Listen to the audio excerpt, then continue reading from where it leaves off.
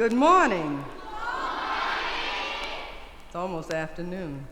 We're very happy to be here this morning at Brightwood Elementary School, and we hope that you'll be happy that we are here.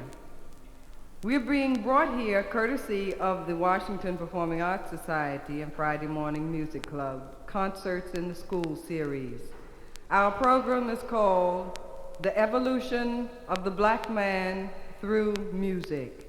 We're going to show you as authentically as possible the different developments of the black man's music. Now, hundreds and hundreds of years ago, music began with rhythm, with black men beating on hollow logs and dancing, or beating on goatskin drums and then singing. Some people in some parts of the world, the South Seas, the West Indies, and Africa, still make music just by beating on drums alone. In parts of Africa, there are whole orchestras made up of nothing but drums. Big drums, little drums, tall drums, short drums, dull drums, and deep drums, each playing different rhythms, but all the rhythms so woven together that people nowhere else in the world can duplicate these sounds. We, as black people, are descendants of these people who were the only ones not happy to come to America. They weren't happy to come here because they were brought here as slaves, and they remained slaves for more than 250 years. The firstborn of these native Africans knew about Africa only through tales, riddles, stories, songs, dances, and the wonderful rhythms of the drums of their older relatives. So drums were the big instrument of black men, their main form of expression. Everything they wanted to say to their neighbors and everything they wanted to express that was in them came through the use of drums, the talking drums.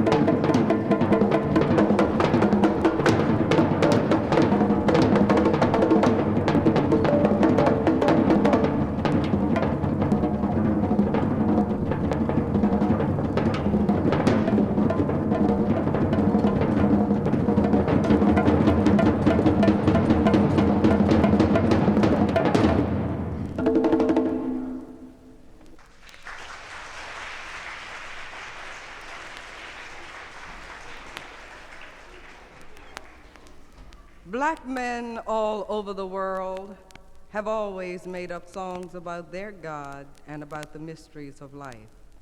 When Africans were brought to America, they had their own religion and their own language, but they were not allowed to speak their language nor practice their religion. They had to learn a new language, English, and accept a new religion, Christianity.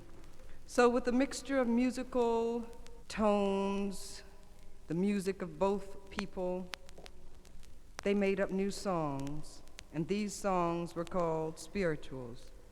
Spirituals were sometimes called sorrow songs because they were about men and women who were not free.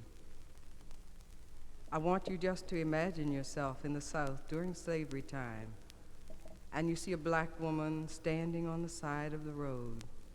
She's crying, and she's leaning on another black woman, and she's singing the very sad song of "Nobody knows the trouble I see." Why is she singing this? She's singing it because her child is being sold, and she knows that she can't stop them from selling her child, and she knows she'll never see her child again. So let's listen to her tale of woe.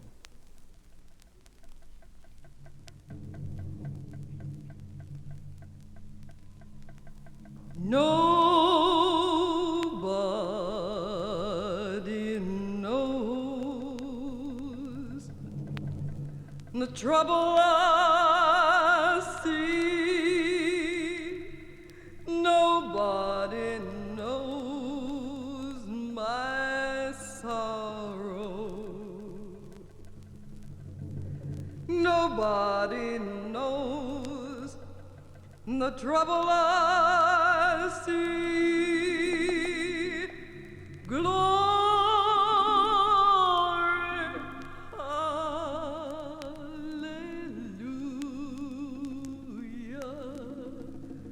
Although you see me going along so, oh yes, Lord,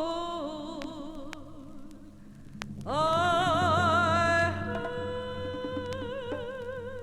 my troubles here below. Oh yes, Lord. Sometimes I'm up, sometimes I'm down. Oh yes, Lord. Sometimes I'm almost to the ground. Oh yes, Lord. Nobody knows the trouble I see. Nobody knows my sadness. Nobody knows the trouble I see.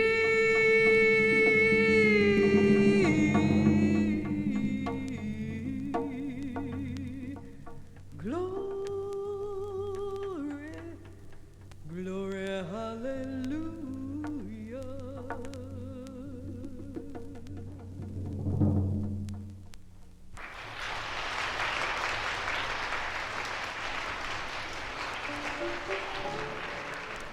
Just as we have parents, so does music. And the parent of all that is known as jazz is the blues. Now the blues originates from croons, from work songs and field hollers, a kind of cry whose melodies have a blues sound.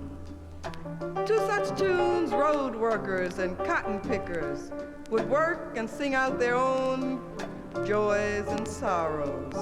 Maybe some black woman long, long ago in the deep South was working in a cotton field on a very hot day when a song came into her mind and then out of her mouth like this.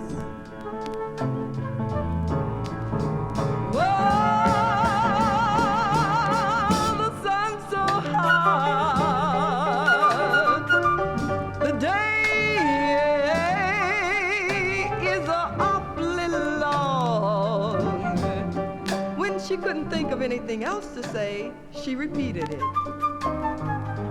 The sun's so hot, the day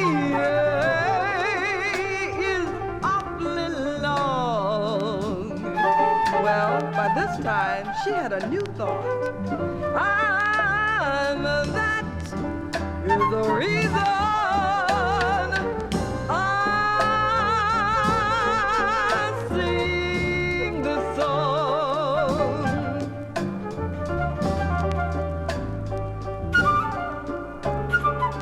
In the blues, behind a lot of sadness, there's almost always laughter and strength.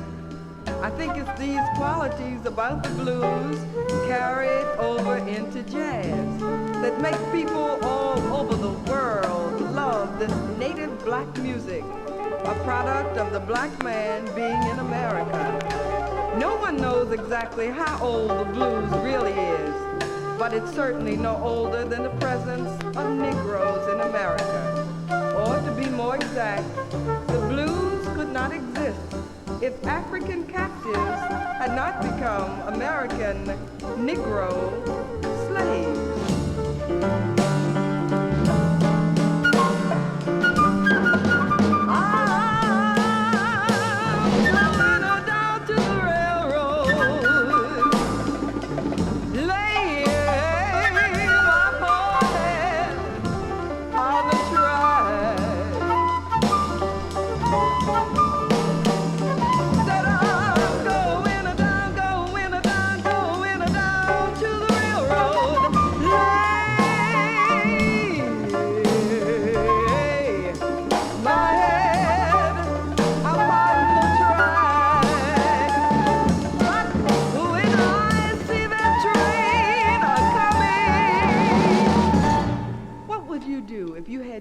On a railroad track and a great big train was coming your way. You gonna sit there and let it chop your head off? Oh, what are you gonna do? Right, I'm gonna pull my head right back.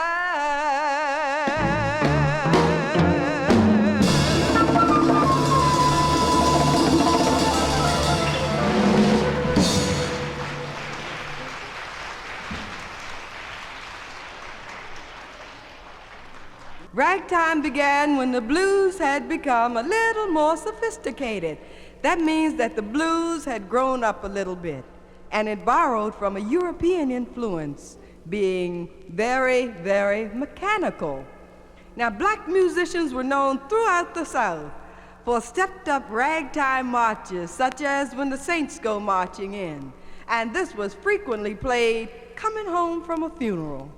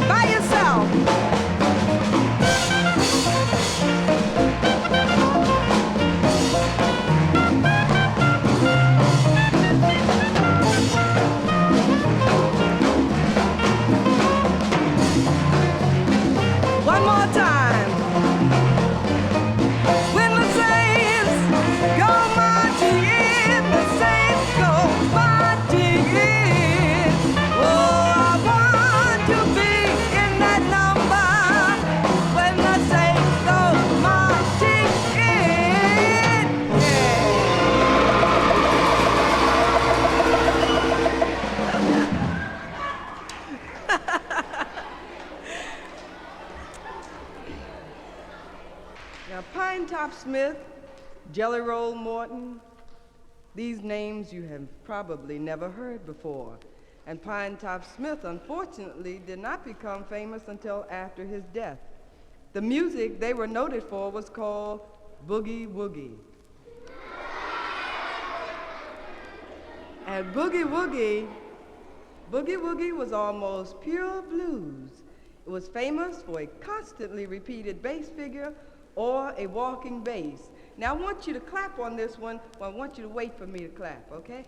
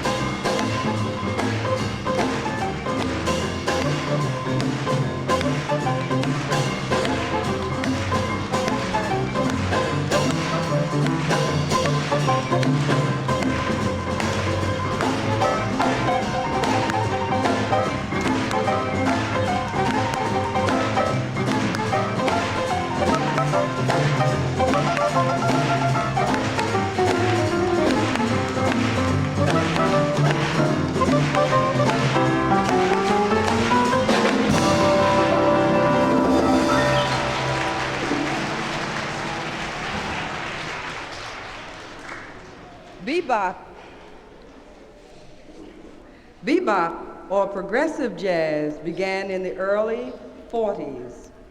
And this was sort of a rebellion against the music that was happening in that day and time. Black musicians would superimpose, that means to write new musical lines on top of old musical lines. And one such song as this was called Ornithology. Now, Ornithology was written on top of a song that's known as How High the Moon. And our instrumental ensemble is going to play that. I want you to listen carefully. The pianist is going to be playing How High the Moon, and the saxophonist is going to be playing Ornithology on top of How High the Moon. And then you're going to hear a drum sing. The drum is going to play the melody all by itself. So I want you to listen very carefully to Ornithology.